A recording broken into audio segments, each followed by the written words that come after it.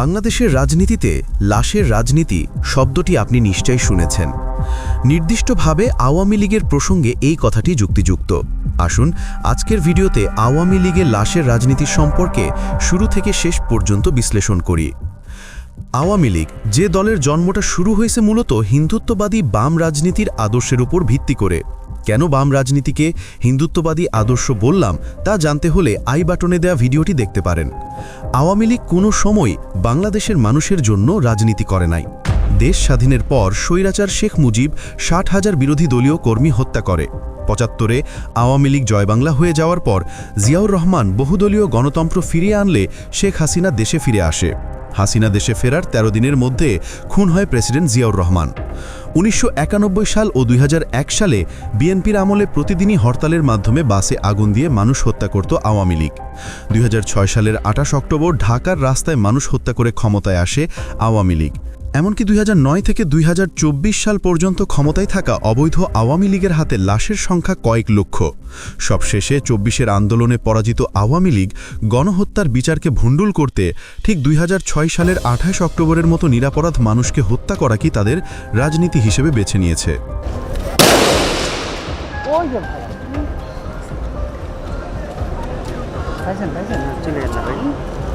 গণহত্যার রায়কে বাধাগ্রস্ত করতে ১৩ই নভেম্বর ঢাকায় লকডাউন কর্মসূচি ঘোষণা করে দলটি।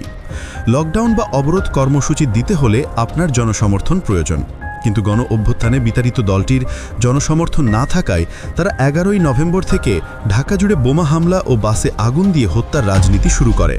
জুলাইতে যেভাবে হাজার হাজার মানুষ হত্যা করেছে ঠিক এইভাবেই তারা মানুষ হত্যা শুরু করেছে আবার। ঢাবির টিএসসিতে সাধারণ মানুষকে লক্ষ্য করে বোমা নিক্ষেপ করে সন্ত্রাসী আওয়ামী লীগ। ঘটনাগুলো বিশ্লেষণ করলে দেখা যায় রেস্টুরেন্ট থেকে শুরু করে যেসব জায়গায় সাধারণ মানুষের আনাগোনা বেশি সেখানেই চলছে সন্ত্রাসী লীগের বোমা হামলা। বিশেষ করে জুলাই আন্দোলনে অংশ নেওয়া মানুষের ওপর টার্গেট করে বোমা হামলা করে আওয়ামী লীগ। এনসিপি কার্যালয়ের সামনে ককটেল নিক্ষেপ করতে এসে ধরা খেলো আওয়ামী লীগ কর্মী। এই মুহূর্তে কিন্তু তাকে ছাত্র জনতা কিন্তু ধরে তারাকে কিন্তু গণধোলাই দিয়ে পুলিশের হাতে তুলে দিচ্ছে। ভাই আজকে আমি ফার্স্ট টাইম একবার কসম আপনি কয়টা মারছস আজকে? মিছিলে বিনিময়ে ৫০০০ টাকা দিব, আমি রাজি হয়েছি।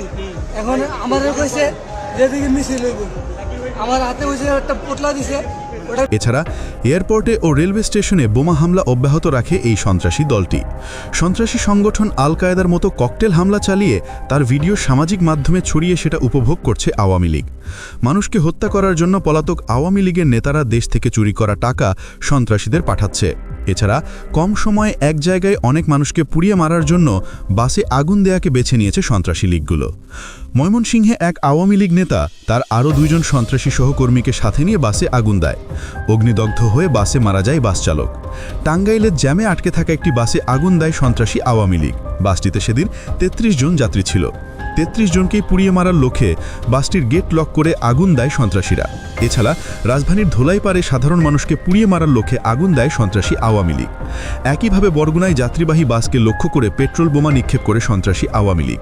মিরপুর বেড়িবাঁধে বাসে আগুন দিয়ে তার ভিডিও ধারণ করার সময় জনতার ধাওয়ায় ব্রিজ থেকে লাফ দেয় সন্ত্রাসী। পলাতক হাসিনা ভারত থেকে বসে ঘোষণা দিয়েছে বাসে আগুন দিয়ে তার ভিডিও সাবমিট করলেই ২৫,০০০ টাকা দেয়া হবে, আর যাত্রীবাহী বাসে যাত্রীসহ পুড়িয়ে মারলে তাদের ১ লাখ টাকা করে দিবে আওয়ামী লীগ। সাধারণ মানুষকে হত্যার মাধ্যমে ৫ই আগস্টের প্রতিশোধ নিতে চায় সন্ত্রাসী আওয়ামী লীগ, যার সবচেয়ে বড় প্রমাণ যাত্রীবাহী বাস ও মানুষ পুড়িয়ে সামাজিক মাধ্যমে তাদের এই উল্লাস। ৫ই আগস্টে হাসিনা পালানোর পর জনগণ আওয়ামী লীগকে ক্ষমা করে দিলেও আওয়ামী লীগ ঠিকই জনগণকে হত্যার মাধ্যমে প্রতিশোধ নিচ্ছে। এছাড়া আওয়ামী দালাল কিছু সাংবাদিক রীতিমতো আওয়ামী লীগের পক্ষে মিডিয়ায় দালালি করে গেছে, যার ফল হচ্ছে এই গণহত্যাকারী দলের আগুন সন্ত্রাস। ৫ই আগস্টের পর জামায়াতের নেতা শফিকুরের আওয়ামী লীগের ক্ষমার ঘোষণা ও কিছুদিন আগে বিএনপি নেতা ফখরুলের আওয়ামী লীগের মামলা তুলে নেওয়ার বক্তব্য লীগের আগুন সন্ত্রাসীদের সাহস জুগিয়েছে। এছাড়া ১৩ই নভেম্বরকে সামনে রেখে আইন উপদেষ্টা আসিফ নজরুল ১ বছরে গ্রেফতারকৃত বহু আওয়ামী লীগ সন্ত্রাসীদের জামিনে মুক্তি দিয়েছে। আওয়ামী লীগের এই আগুন সন্ত্রাসের একমাত্র উদ্দেশ্য জনগণকে ভয় দেখানো। আওয়ামী লীগ ক্ষমতায় থাকাকালীন পুলিশ দিয়ে গুলি করিয়ে মানুষ হত্যা করে জনগণকে ভয় দেখাতো, ঠিক এখন এরা মানুষকে পুড়িয়ে মেরে আবার সেই ভয় দেখাতে চায়। বাংলাদেশ এবং বাংলাদেশের মানুষকে এরা শত্রু হিসেবে গণ্য করে। আপনার আশেপাশে বসবাস করা এক আওয়ামী লীগই ঢাকায় এসে বাসে আগুন দিচ্ছে। হয়তো সেই বাসেই আগুনে পুড়ে মারা যাবে আপনার পরিবারের কোনো সদস্য। সন্ত্রাসী আওয়ামী লীগ জুলাইতে 4000 মানুষকে হত্যা করলেও তাদের বিচার না করাতে এবং তাদের প্রতি নম্র আচরণ করাটাই হয়েছে সাধারণ মানুষের জন্য সবচেয়ে বড় ভুল। আপনার প্রতিবেশী আওয়ামী লীগের দিকে নজর রাখুন।